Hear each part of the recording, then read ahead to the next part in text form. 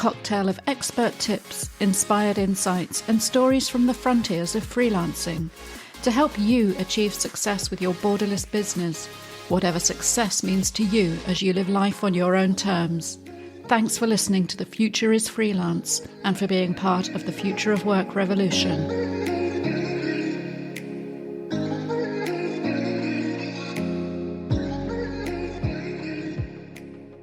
Hello there, freelancers of the present and of the future. It's me again, coming at you this Freelance Friday. And I wanted to do a quick follow-up in a way to last week's wonderful episode with Annabelle about contracts. And this recording was inspired by some messages and comments, including some private ones that I had about the whole issue of getting paid as a freelancer and valuing ourselves and the work we put into the world. Because if you don't believe in that yourself, then the best contract in the world isn't going to be as easy to enforce and live by. So I think even before we nail the contract, we need to nail the mindset and make sure that we value ourselves in the context of our work as freelancers in the world.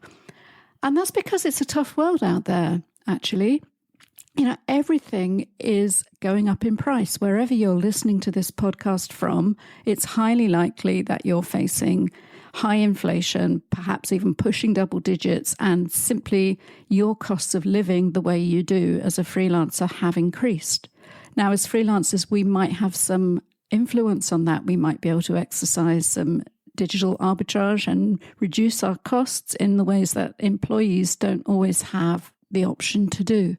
But it's still tough out there, and we need to recognize our value that we're putting into the world. And we also need to recognize that it's tough for businesses too, getting that balance right. So understanding how to price yourself, when to raise your rates, how to navigate those discussions and achieve pricing based on the value that you offer. These are the things that I wanted to talk about today, because it seems a little bit like these things can be difficult to talk about. Now, I'm British, and we are stereotypically very bad at talking about money. So if I can do it, anybody can do it, and I hope to help you overcome some of those hang-ups. Now, current world events have inevitably had an impact on freelancing, and we've seen, particularly those of us who work in emerging industries, things like tech, we've seen downshifting around the world and layoffs. But this, I do believe, has created opportunities for freelancers. It's created for the more forward-thinking employers.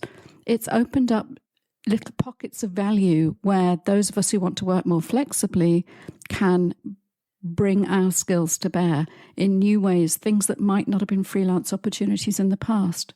We simply have to negotiate those and dig them out and find ways to position ourselves within them. This is the ideal when it comes to freelancing, to find a niche that's so deep and so specific that you're it. You then become oversubscribed. People need what you have to offer, and then you can raise your rates. It sounds so straightforward, particularly as many freelancers start out on the kind of platforms that offer freelance gigs like Upwork and even Fiverr, which used to have gigs for a $5, and you certainly don't need to start there anymore, as in $5. So I think that these platforms have good and bad sides. And for a lot of people, obviously, you move beyond them once you start positioning yourself and building a reputation and finding clients by word of mouth. You don't need to rely on them anymore. But it's certainly where I started out many years ago now, and it's where a great many people find themselves operating. We have a fantastic episode actually from season 1, which I recommend you checking out, because it is definitely proof that there are people who still make a good Western Hemisphere cost of living on the Upwork platform and have managed to build their reputation there to the extent that the work comes to them. And that is probably one of the big differences in how beginners approach these platforms. They look at what people are searching for and then pitch. Whereas when you really build your rep and build your track record on these platforms, then the work starts to come to you. And this is the big difference when it comes to creating value and getting paid what your work. And this only happens when you really are the go-to person in your niche. So I strongly recommend that in the context of the changing freelancer and business economy, you really think about that. What is your unique value? What are the skills and experiences that you have to offer that nobody else does in the world quite the same as you? Because that is where you have to go all in and position yourself and really recognize the value of that specialist knowledge that any given customer might only need very occasionally or for a very brief time. And that's when you find that you can raise your rates to something that's meaningful for you. So there are lots of successful freelancers who have done this. Have a look on LinkedIn, follow the people whose work you admire, the people that you see as adjacent to your niche and your positioning, and look at how they put that value out into the world, how they demonstrate it, the social proof that they use. And those are, obviously you won't copy them because you are you and your unique story is going to be slightly different. But if you simply look at the people who are most influential in the industries that you are knowledgeable in, you will see how they've defined themselves, how they cooperate and collaborate with other people, how they give and share their expertise with others. Because once they're that specialized and unique, they don't have any fear about competitiveness. They know what they do. They know what they don't do. They have very clear edges on that. And they're able to refer work and network on to others. So that sounds ideal. But if you're just starting out and maybe your profile on Upwork hasn't got much feedback, maybe you don't have many LinkedIn testimonials, or maybe your LinkedIn testimonials aren't focused enough about the value that only you can create, then what can you do?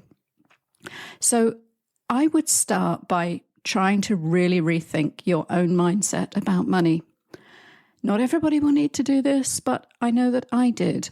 Particularly 6 years ago, it was now that I was transitioning from being essentially an employee, an employed director on a fixed wage, through to having to make every cent myself. And that included obviously complete control over what I spend in order to do that, the software and the training and the travel and all the other things that I have to spend money out on my business.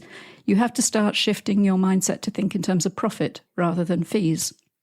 This is the first big mindset change for a freelancer. You can't start thinking about what I want to earn an hour and what I want to charge an hour as being the same thing. You have to move away from that immediately because it simply doesn't work like that any longer. When you were an employee, somebody else paid your social security. Somebody else may have contributed to your retirement fund. Somebody else is going to pay you to take a holiday, to be off sick. Somebody else may even have been paying a proportion of your pension or your taxes. So you really need to factor all of that in when you're figuring out your rate as a freelancer. It's something we see in Spain, in remote work Spain community a lot. People say, nobody can make a living in Spain because the social security is too high or the taxes are too high. And it's a case of flipping that mindset and saying, okay, if I'm going to need to pay this much in tax and this much in social security, then what do I need to be charging? How do I set my rate to take account of all of that? Because you can't control what the state's going to take from you. So you have to build it in. You have to charge it to your clients. And if your business, your value isn't worth enough to charge what you need to charge, then you need to rethink your entire business model, because if you're not making a profit enough to pay yourself a living wage, then you don't have a business. And I'm afraid that is the harsh reality. So you can only actually figure that out once you factor everything in. There are some great tools around to do this. There are also spreadsheets and things you can figure out for yourself. And you need to do this work in order to get to your true value. And then you need to be able to talk about it. You need to be able to have conversations with your customers, with your prospects about your rates and what you need to earn. You need to understand your own value sufficiently that you can position in the marketplace and get paid for it. It's no good saying to a client, I need to charge you this much because my taxes are really high because of where I live. That's not their problem. But what they need to understand is the value you're going to bring to their business, to their objectives, to their goals. You do this by bringing your soft skills, your humanity, your personality to the service that you're providing. You bring them your expertise, your knowledge, but also your care, your love, your support for what they're doing. If somebody's hiring you as a freelancer, they don't want to just buy an hourly service. They will come back to the person that really adds value, that's great to work with. All of those things, you can't price them in directly, but they will help to overcome the time that you spend as a freelancer on prospecting, because people will come back to you and they will recommend you. And you've got to remember, when you're doing that hourly price calculation, what do I need to earn? Then that applies to what you need to earn across the board after you've factored in all the work that you can't bill for. And we can't bill for our business development time, our sales process. We can't bill for our admin. These are all the things that you have to cover off in your hourly rate because they're simply never going to be billable. And it's essential that you include all of that as well when you're trying to work out what on earth it is you need to earn and charge to your clients for the time that they're purchasing from you. So the more you can do to reduce that by getting repeat work, by getting recommendation, it not only means you can charge more in the first place, it means that you spend less time on the hunting and the farming rather than the cooking and eating phases of operating your business. Again, this is about the mindset shift of becoming a business rather than a freelancer going from one gig to another. It's also about the mindset shift you need to move through when you change to being a self-employed person as opposed to an employed person where somebody else does this thinking for you.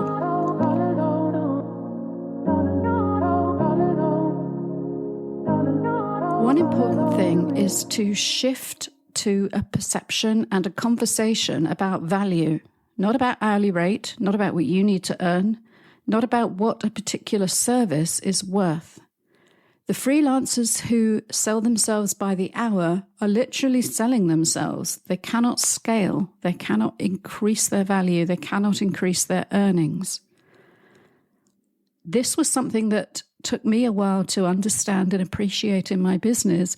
How much of the value I bring to my clients isn't the time I spend with them. It's the years I've spent honing and developing the skills that I have, the experience I've acquired, and that's what I'm bringing to the table. It is not about the hours on the clock. Don't let anybody force you into charging by the hour when that's simply not appropriate to what you're doing. It might be appropriate if you're consulting or if you're on a day rate to cover something like breaking news in a journalistic setting or so on. But then that day rate reflects your level of experience. Don't let somebody try to charge you hourly for work that you might do very quickly simply because you're good at it. What you need to do instead is pitch everything you do around the value you create. And that means that you need to actually truly understand the hirer's objectives, their goals, their business plan. You might need to have a conversation with them above and beyond the brief in order to understand that. Where does this piece of content fit into your strategy? Where does this fit into your business goals of the year? What outcome are you expecting from this particular piece of content? I'm talking about content because that's what I do, but whatever you create, you need to think about how it aligns with what the client's trying to achieve in the first place. Why would they be hiring somebody to create it? And what would be the difference between a high value or a low value solution to that problem? If I write a fantastic white paper for a software company, that's going to drive downloads and that could drive the acquisition of customers whose lifetime value is measured in 7 figures. So every single new lead that white paper brings in has great value to the client. Therefore, it's not about this white paper is X thousand words, it's going to take me Y hours, and therefore I'm going to come up with an amount based on that. Instead, I need to understand that the role of this particular download is to acquire this particular customer and what that's going to be worth to the client. And that knowledge, that conversation, which might not be in the brief about what the content has to cover is the thing that's going to help me create content that really has the greatest possible value, that really speaks to the motivations of those people who are the ideal target for it. Taking the time to have that extra conversation at a more strategic level enables me to price that piece of work in terms of the value it will create, the lasting value, the lifetime value of that customer acquisition, and therefore it increases the importance of that piece of content in the eyes of the client. It allows me to do my very best work because I'm totally aligned with what they need, and it allows me to price based on the value, not about the physical output. So this is something that I would encourage everybody in any kind of knowledge work industry or creative sphere to think long and hard about. What's the value of this work that I'm doing? The client must have some output in mind that they want to achieve with this piece of work because they've figured out they can't do it internally. They've advertised or they've been recommended to you as a freelancer that you can fill this gap and that you are the go-to person for this. Then it's up to you to truly pull out that need and figure out a way, a proposition whereby you can bridge the gap and you can create the value. And then you will be in a position to negotiate your rate based on value. And then they won't be able to compare you to anybody else because your proposition is going to be unique. It's not a case of saying, well, I've got this other developer over here whose hourly rate is $20 an hour less than yours, so I'm going to go with them, because that means they're comparing two things that aren't equal.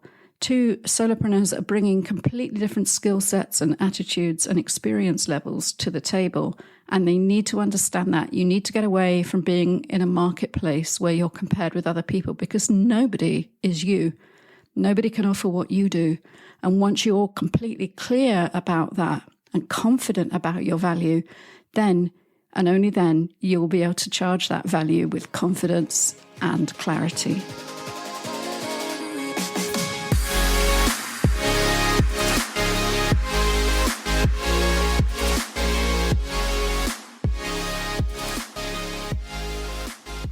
One of the things you might need to overcome when you're trying to figure this out and shift to value-based pricing is simply speaking about it in a way that demonstrates that confidence without question. You need to overcome any imposter syndrome that might be lurking. And I think any freelancer, let's face it, anybody in life can get this from time to time, particularly if you're lucky enough. And I really do regard myself as incredibly fortunate to have carved out the life that I've created for myself, where I get paid to learn and write and talk about things that I find absolutely fascinating anyway. And this is the kind of work that I would want to do for free if I didn't have to earn a living. That's an amazing position to be in. And yes, I do need to pinch myself from time to time, but it wasn't luck that got me here. It was extremely hard work, and I need to remember that. And you do too, I suspect. The imposter police will come knocking on your door occasionally and saying, we're going to bust you. We've figured out you don't know what you're talking about, or you're not as good as other people. You have to banish those thoughts before you go into any conversations with clients. And I'm going to talk to women especially here, and I'm going to make huge generalizations, except they're generalizations that are backed up with data.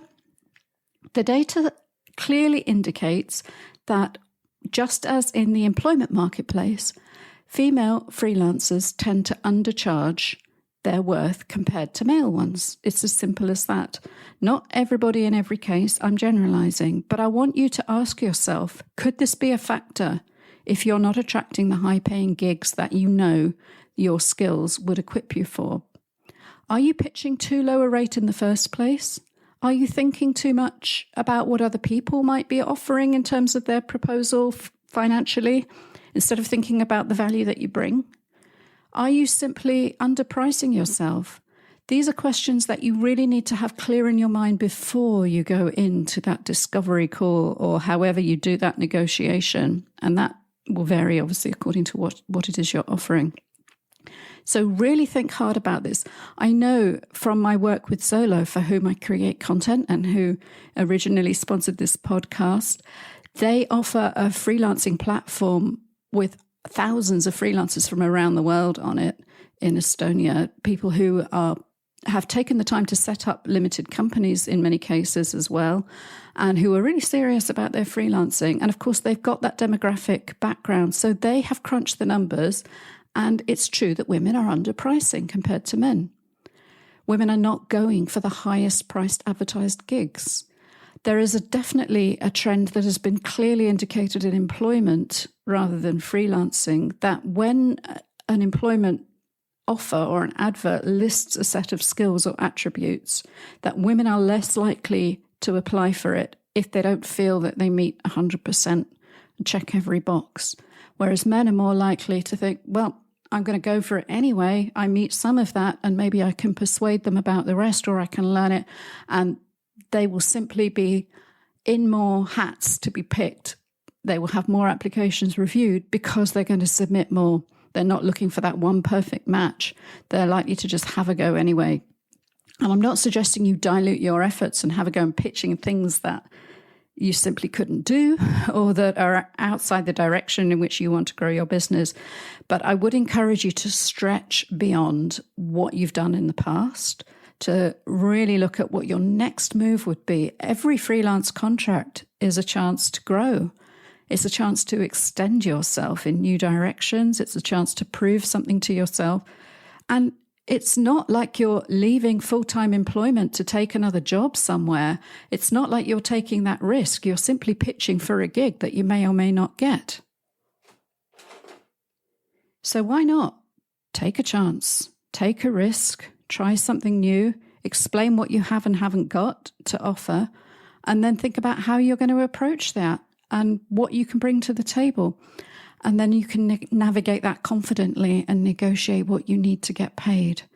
Again, a lot of this comes down to the value that you're going to create, and that's what you need to get clear about. Whether you've done exactly that kind of work before, you know that the reason you can do it is because you've done something similar in an adjacent niche, and you're also bringing that experience from 10 years ago when you were doing something completely different, and your personal knowledge in another sphere that you've never written professionally about or worked on that particular piece of software or whatever. Bring all that together. Offer it up to the client as a package of true, unique, and original value. And don't think, well, this one is not for me because it doesn't necessarily follow on logically from what I do all the time. So these are the things that you get to bring to the table as a freelancer. And that, I would argue, you absolutely have to.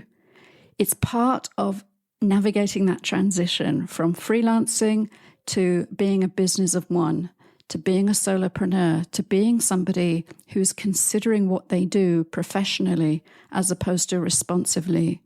A freelancer might just go from one opportunity to another. That's great if that's giving you what you need. And, maybe this is something that you don't need to think about long term. But for most of us, we want to stay independent. We want to stay solo operators. But we do need to navigate a world in which the cost of living is going up. And we want to raise our rates. We want to keep growing professionally. So we don't want to keep doing the same thing over and over again. That can be moving on from a client where they're going to keep you in a box probably because you're very good at what you're doing, but they're not going to give you a chance to extend yourself, to learn something new, to move on to higher value added kinds of activities within the organization. Maybe they've got that covered in-house and freelancers fulfill a very particular role for them. Those might be the ones you have to let go. Those might be the bridges you have to burn. Maybe you can go out and find the new gig first, because it's not like you have to take time off a paid job to go for an interview or something. You can, if you see your work as a business, you can start to think, well, the best way to replace that income is actually to find something that's a step beyond it for somebody else. And then you're able to say with complete integrity to your original client, look, I don't have time to do this work anymore. If you've exhausted all possibilities of extending your value there, then these things come to an end. They could do it to you in a heartbeat. So you need to be absolutely sure that it's fine, that you don't owe them notice or loyalty, particularly if you've served them well for a long time, you're within your contract, and particularly if you have talked to them about trying to grow and increase your professional value where you are. If they're not giving you that opportunity, you go out and find it for yourself somewhere else. Now, obviously, having these kind of conversations with clients is difficult, and it's difficult raising your rates with existing clients too. So maybe we should look at that one for a bit. Everybody is facing cost of living increases. Other things are increasing in cost too. Taxes are rising in some parts of the world. Sometimes the tools that we need to do our work is increasing in cost.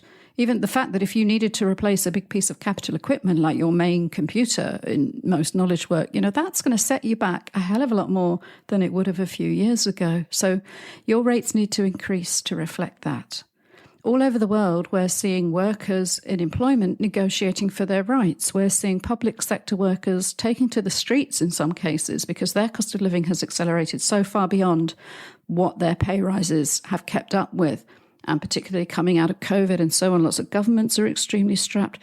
That's their problem, and I'm not judging that for right or wrong, but I do want you to think about how lucky we are as freelancers that we're not negotiating collectively. We can define our value uniquely.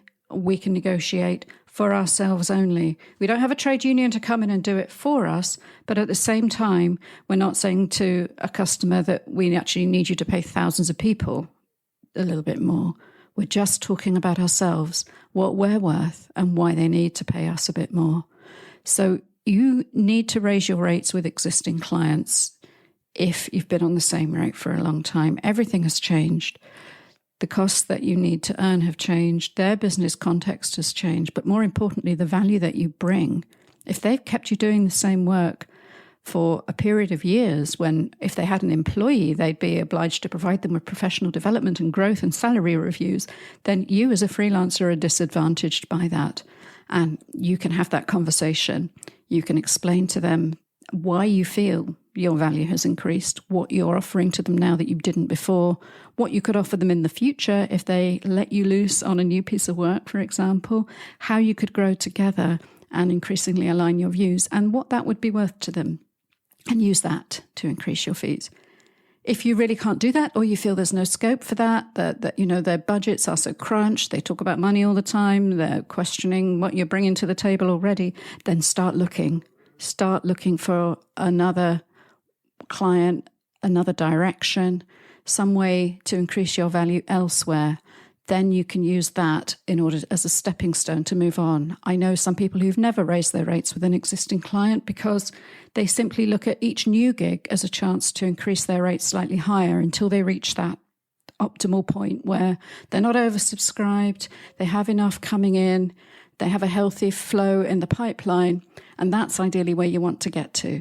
So this is what I wanted to talk about today. I want you as a freelancer, as a solopreneur, to see this as part of your positioning as a business, a professional. You're not a gig worker. You're not somebody who simply responds to what people say they want, looking for the next advert or the next gig on a platform. You're somebody who's got a clear idea of their own value, and you're not afraid to go out there and ask for it. We have to get better at talking about money. Now, this was an interesting thing that came up actually in the Remote Work Spain community recently about the difference between job adverts for employees and the freelancing platforms. And actually one thing about the likes of Upwork and so on is people talk about money there. Whereas often when it comes to job ads on places like Indeed or LinkedIn, they're really very unhelpful. They might often say it's a competitive salary or something, but very rarely will you see anything beyond perhaps a vague range. And it can be very difficult when people are looking for a job. And remember, this is somebody looking to replace their entire income. Do they pursue this opportunity where it might not even pay as much as the one they want to leave? So as freelancers, we don't have that problem. Okay, we can look at exactly what something's worth. We actually choose the rate that we propose to do it at. Either that or it will be transparently displayed. Say if it's a publication and they have fixed rates for freelancers, you can look at that and say that's going to work for me, or no, it's not, and I simply move on to the next opportunity. So we want to exploit that in a positive way as freelancers to grow our own value, to know our own value, and to state it clearly, confidently, without embarrassment, without shame, without hedging around. Now, how you do that is going to depend on you, your personality, your business, what you're offering. For example, I don't publish a rate card anywhere. I view every project as a chance to really consider the value, consider what expertise I can bring, and I will cost it accordingly. It might be that what you offer is you can cost it by product, by project, perhaps even by the hour. That might be appropriate to what you do. But I would urge you to give it some consideration, some conscious thought if you haven't already. How do I package up that value and offer it to a customer so they can see exactly what I'm going to do for them and they can appreciate it? And if there's an alignment, they can see exactly why they should hire me as opposed to anybody else. If you can move away from hourly-based pricing, then I encourage you to do that, simply because it encourages those clients to compare you to other people using the same yardstick, whereas what they're getting for that hour might be completely, and it will be completely different. So simply getting your own head straight about money hopefully can empower you to start getting paid what you're worth, to break those barriers down and to discuss money and be aware of all the things that you need to do as a freelancer, which includes building wealth for the future. And that wealth might be in your retirement account. It might be wealth in your following, your audience, in your content assets that you can repackage and repurpose over time. However you think about it, remember that it's on you as the freelancer. Your value is growing over time, so your rate should reflect that. Your wealth has to grow over time, because one day you might even want to stop doing this and retire or take things a little bit easier. So I would love to know if this has been helpful to you, what tactics you have used as a freelancer to discuss money, to negotiate, to position your value with clients. Please leave me a comment, leave me a review. You can leave a voice note actually on the website, futurisfreelance.xyz, depending on whether you're on the browser or on the mobile. You'll see a little mic icon at the right of the screen. If you click on that, you can pop me a little voice message, which we can use in a future episode. Or if you don't want me to use it and you simply want to send me a message that way, just let me know. I certainly won't invade anybody's privacy by broadcasting anything you'd rather not. And I say that because I know the stuff around money is sensitive and you might have issues there, but you might have some stories that could help inspire other listeners to really think about what they're bringing to the table and make sure they get paid enough for it. And wherever you're listening, whatever you do, whatever your freelancing dreams are, whatever value you're offering to your clients, I really appreciate you taking the time to listen to this podcast, because your time is money and your ears are not something I take for granted. If you found this content useful, please do share it with anybody else who might find something within it that they weren't expecting or maybe weren't seeking. Not everybody finds this money talk easy. I'm not suggesting that it's going to be easy for you just as a result of listening to this, but I hope that it might have given you some little shifts to unpack over time and start to think about how you can increase the value you offer, how you can talk about that value, how you can package it up and offer it, and how you can ultimately get paid what you're worth. Now, thanks so much for listening, and we'll be back next week with one of our interview shows. I've actually got a fantastic one coming up for you then, so please hit that subscribe or follow, whatever the button says in whatever app you're listening in, and we'll see you again next Freelance Friday. Thank you for listening to the Future is Freelance podcast. We appreciate your time and attention in a busy world and your busy life. If you enjoyed this episode, please share it with a fellow freelancer. Help us grow this movement of independent entrepreneurs. If you rate and review The Future is Freelance in whatever app you're listening to this right now, or over at futurisfreelance.xyz, then that will help spread the word and help us reach more people who need to hear this message and join the conversation. Together, we can change the world and make sure the future is freelance. This is Maya Middlemiss wishing you success and happiness in your enterprise until our next episode.